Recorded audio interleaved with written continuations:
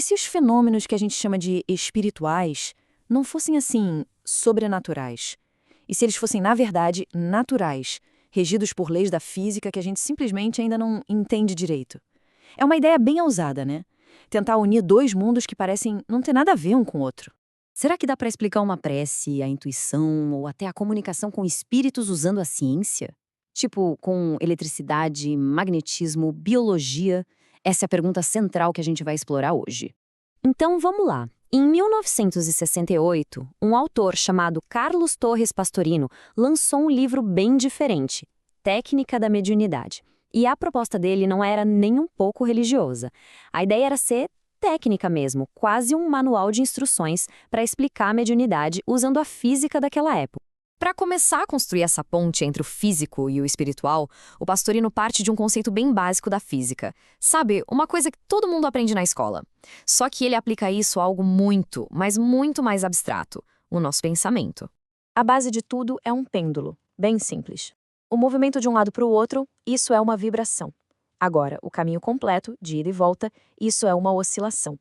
É um princípio super simples, mas é daí que o modelo inteiro dele começa a ser construído. E é aqui que a mágica acontece, onde a física se encontra com o pensamento. Pastorino basicamente sugere que a nossa mente também funciona por frequência. Pensamentos mais elevados, tipo amor, alegria, vibram numa frequência alta. Já sentimentos como ódio, raiva, vibram lá embaixo, numa frequência baixa. O cérebro, nesse modelo, seria como uma estação de rádio, sabe? Emitindo e recebendo nessas faixas o tempo todo. Tá, mas e a força de um pensamento, a intensidade dele? Isso seria a amplitude da onda. Imagina um pensamento forte, bem focado, teria uma amplitude alta.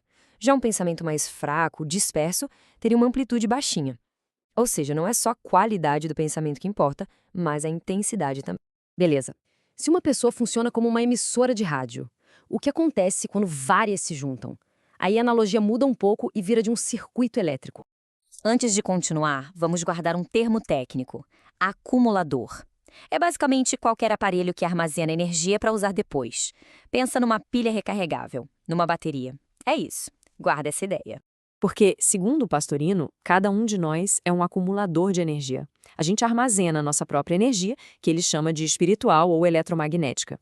Essa energia pode ser gasta com estresse, com raiva, ou pode ser recarregada com pensamentos bons, como a prece.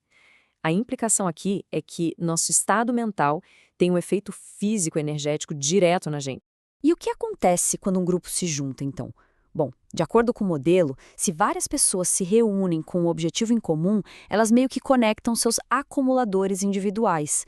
E juntas elas formam uma bateria. Essa bateria cria um campo de energia muito mais forte, o que tornaria o ambiente, teoricamente, mais propício para os fenômenos mediúnicos acontecerem. Certo, mas onde essa energia toda se conecta com o nosso corpo? Com a parte física mesmo. O Pastorino também tentou mapear o que seria o hardware biológico, as peças do corpo que funcionariam como receptor desse rádio espiritual. Nesse sistema que ele descreve, o sistema nervoso seria tipo a fiação elétrica. A glândula pineal ou epífise seria a antena principal, a grande válvula que recebe as comunicações. A hipófise estaria ligada à vidência, e os chakras seriam como portos de entrada, conectando o corpo físico ao plano astral. É um mapa bem detalhado do nosso corpo visto como uma máquina espiritual. Para tentar dar uma base mais visual para essa ideia de energia, Pastorino usou um exemplo da fotografia Kirlian, que era bem controversa.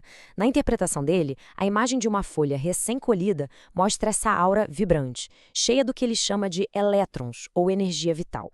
Ele usa o termo da física para descrever essa força espiritual. E olha só, 20 horas depois, a energia da folha diminuiu muito. A ideia é mostrar que existe uma força vital que se dissipa com o tempo. E aí vem o pulo do gato. Se essa energia existe, será que ela pode ser transferida? A prática do passe é descrita exatamente assim: uma transferência desses elétrons, dessa energia vital, que flui das pontas do corpo, como a ponta dos dedos. Essa imagem Kirlian de um dedo tenta mostrar exatamente essa descarga de energia. É bem dramático, né?